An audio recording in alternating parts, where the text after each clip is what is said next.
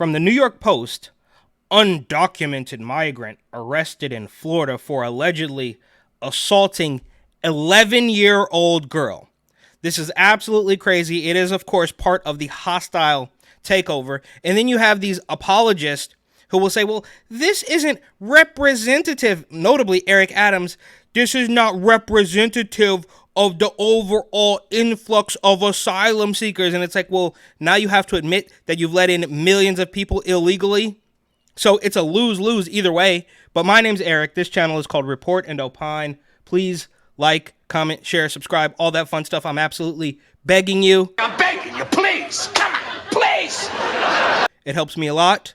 It costs you nothing because the algorithm is a beast. But if you want to help me even more and spend a little bit of money, go ahead and buy my book, New York City 2020, Gotham Unglued, on Amazon.com. That link will be in the description. But they say, an undocumented migrant. Now, even the New York Post has typically been pretty good on stating the facts, but now I guess they've even been beaten into submission and are trying to pass that down, even though this man is allegedly assaulted an 11-year-old girl, but he was undocumented. He was cut loose in the U.S. after illegally crossing the border, was arrested in Florida over the weekend for allegedly assaulting an 11-year-old girl in his van. Marvin Perez Lopez, a 20-year-old Guatemalan native. Oh, well, good for him, right? He's giving the Venezuelans a little bit of run for their money because they have run roughshod over New Yorkers especially. So shout out to the Guatemalans for putting up a fight, literally. Allegedly confessed to snatching the girl from outside her home in Lake Worth and forcing her into his vehicle last week, the Palm Beach County Sheriff's Office said Monday. The girl's mom allegedly, and they keep throwing this allegedly in there, like, okay, I guess maybe it didn't happen. Right? I mean, it looks like he was running from something, but allegedly found Lopez attacking the girl. Oh, it was probably a ghost, though. I mean, look, I get it, guilty until proven innocent, but that's for American citizens. You're just a criminal, and the first thing you did was illegal, and now we're cloaking you in this. We're deceiving people and say, well, maybe he didn't do it. Maybe it didn't happen at all. Or maybe it was a ghost. Or maybe it was another illegal. Or maybe it was a big, mean, scary white Republican. Or maybe, even worse, it was a big, mean, scary white libtard who had just come from keying a truck. I walked by a truck, yeah. Okay. What did you do to it? I scratched it. Why? Was it the bumper sticker? Because they've got a ton of security footage there, man. Okay, so I see you walking behind it and you look over at it and she's got a sticker that says, let's go Brandon or something. Yeah. I guess it infuriated me. Okay. Yep. Okay. Was that it? That's the only reason you did it? You don't know who owns the truck or anything? Yeah, that's the only reason I did it. Different story. The girl's mom allegedly found Lopez attacking the girl when she went looking for her daughter outside of their apartment building. So they're even in Florida now. I guess in Florida they took him down, but even in Florida, you're not safe from this, right? So in New York, you have these illegals riding around on illegal mopeds, committing crimes through the roof, robbing, assaulting people, and eliminating Americans in Georgia. Again, that's a different story. After the mother started banging on the van windows and screaming for help, the alleged perp, who lives in the same building as, how is that? How does he live there? Right now, maybe the victim maybe they're not super well off. Maybe they're just scraping by. But do you have an income? Do you have a job? Do you have a social security number? Do you have identification? How are you living there? Fled the scene, CBS 12 reported. When sheriff's deputies later went to Lopez's home, they spotted him escaping through a back window and fleeing into an alleyway. He was eventually nabbed and slapped with a slew of charges, including kidnapping to assault a minor, assaulting a victim under 12, and resisting an officer. Lopez was free in the United States after illegally crossing the U.S.-Mexico border in early January, the sheriff's office said. He turned himself into Border Patrol, was listed as an undocumented migrant, and given an immigration court date in 2027. And how can you trust anything he says? Obviously, he's likely guilty of this crime, But do you think he's going to tell you his real name? Do you think he has an ID? Or do you think he maybe changes that up every time he gets caught doing something despicable? Here's a Guatemalan who came into the country illegally, was stopped by the border people, released, and made his way to South Florida. Now he commits a crime where he held an 11-year-old girl against her will and assaulted her, Sheriff Rick Bradshaw said. We grabbed him. He confessed to the crime, so he's going to get tried for a capital crime before he even remotely thinks he's going to get deported. Well, that's good. So probably, likely, I think the folks out in Florida are going to throw the book at this guy. He will do many, many years and then get out and then get deported as an old man, if we're lucky. He's going to do the time here first, the sheriff added. The federal government is victimizing the people who live in this country by letting these people in here. Lopez is being held at the Palm Beach County Jail without bond, and that's absolutely true. It is the cost of doing business for the regime. They do not care.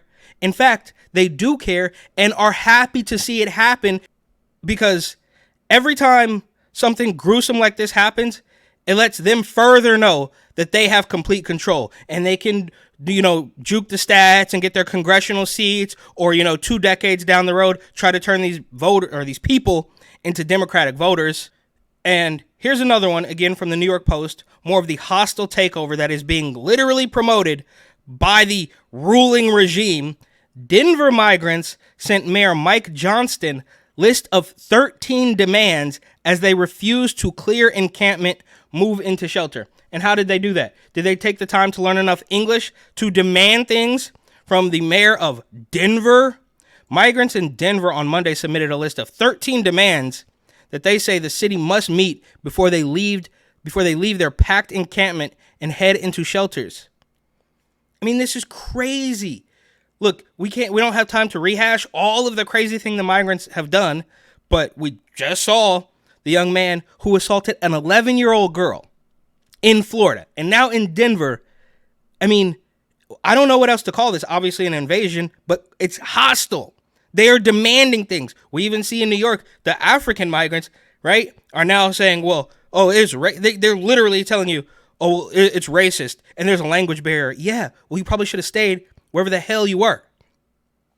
The group refused to budge until their extensive list, which includes access to a free immigration lawyer and fresh cooking ingredients, is met as they battle with Denver Human Services. They want free lawyers and free food, fresh food.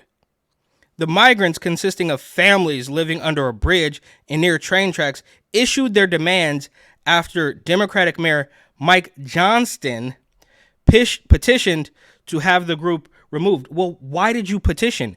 You should have just sent the cops and the sheriffs in full force and have them kicked out and sent back to wherever the hell it is they came from. The group's top demand was that they cook their own food with fresh, culturally appropriate ingredients provided by the city instead of pre-made meals. Well, if you wanted culturally appropriate ingredients, then you should have stayed in your own culture. I mean, I can't even believe these people wouldn't be happy enough to receive a freezer box of White Castle burgers. You should get nothing. You would be lucky enough to get a free bus ride back to the border, to get a free plane ticket back to your country of origin. But now you are demanding food? You've overstepped the boundaries. I can't imagine. I mean, even at this point, the Democrats have to be like, oh, right? I mean, you can't just come in here. They're not going to negotiate with demands from homeless people in Denver. So why would they negotiate with you? Rice, chicken, flour, oil, butter, tomatoes, onions, etc. Also, people will not be punished for bringing in and eating outside food, messages shared with the outlet said. How are they getting away with this? The group also insisted on unlimited shower access without time limits, claiming, we are not in the military, we're civilians. You're civilians of your country. And the regime has been so lackadaisical, so despicable, so disgusting that, I mean, these people are just really quite lucky that I am not. I don't have, I mean, there would be no way. I mean, there would be absolutely no way. And we've said it a million times. Well, would you just leave your front door open and let everybody come in and eat the food out of your fridge, Kramer style, and let them take showers and let them set the thermostat and let them change the channel and let them decide, let them start clogging up your broadband internet with all their streaming and movies? You wouldn't do that. But how is this happening? Migrants will cook their own food with fresh, culturally appropriate ingredients. Yeah, we should have stayed. Shower access. Medical professional visits will happen regularly. All will receive the same housing support that has been offered to others. They cannot kick people out in 30 days without something stable. They're literally, this is a hostile takeover. There needs to be a clear, just process before exiting someone for any reason. All shelter residents will receive, and who even wrote this? Is it in English? Will receive connection to employment support, consultations for each person/family with a free immigration lawyer must be arranged. The city will provide privacy for families and individuals within the shelter. So they're just demanding a house. We need a private house within a shelter. No more verbal or physical or mental abuse will be permitted. Transportation for all children. No separating families regardless of its family members. Oh my God. The city must schedule a meeting with the mayor and those directly involved in running the newcomer program. The city must provide all residents with a document signed by a city official in English and Spanish. The migrants had stayed at an encampment under busy Central Park Boulevard in northeast Denver before they relocated just stay under the bridge. Right? You either go home, you go back to wherever the hell it is you came from, or you stay under a bridge. You don't write up a list of demands, presumably in Spanish, get it translated to English, and then tell the mayor that they need to do this, or else. Or else what? Are you going to get violent? Or are you just going to stay under the bridge? Are you going to wreak havoc? What are you going to do if these demands aren't met? Migrants had stayed at an encampment under busy Central Park before they relocated under a bridge near Denver International Airport. We've been offering time and shelter, basically just trying to get families to leave that encampment and come inside. So they're giving you what you want. They're giving you a place so you don't have to live out in the Denver cold, and then you're just demanding more.